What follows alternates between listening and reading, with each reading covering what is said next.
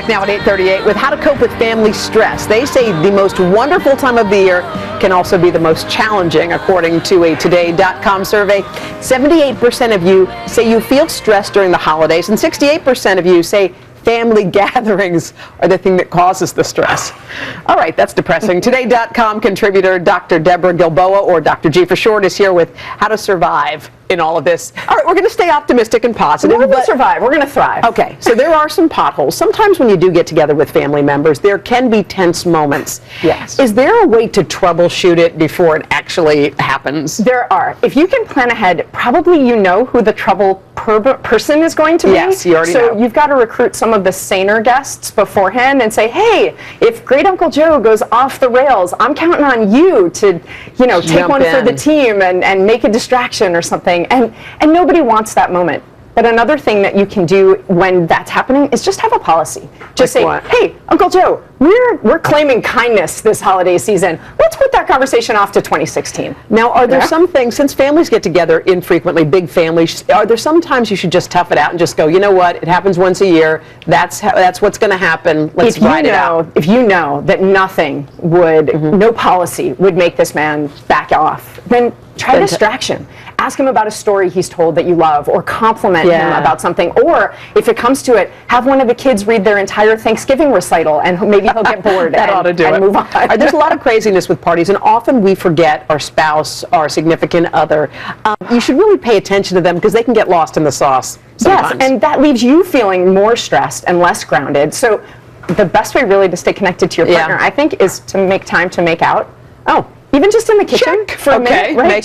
Make out, but if you can't make out because of some of the people around or something like that, if you really don't find the time, laughter really bonds us to people, and it improves our connection. So send them a funny text, even when you're at the same party. Send them a funny text or tell them a funny story and laugh for a minute.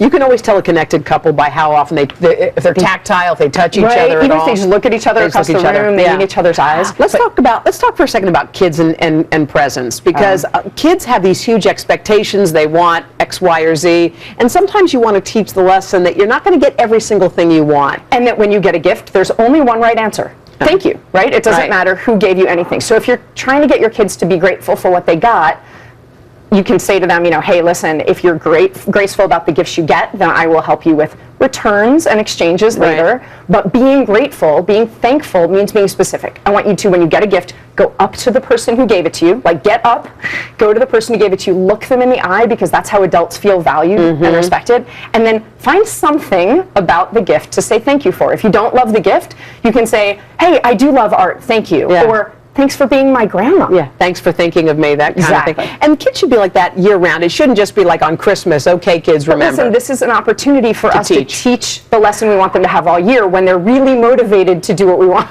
All right, we got a couple of viewers who have some questions that need help, Dr. G. All right, let's take care of the first one.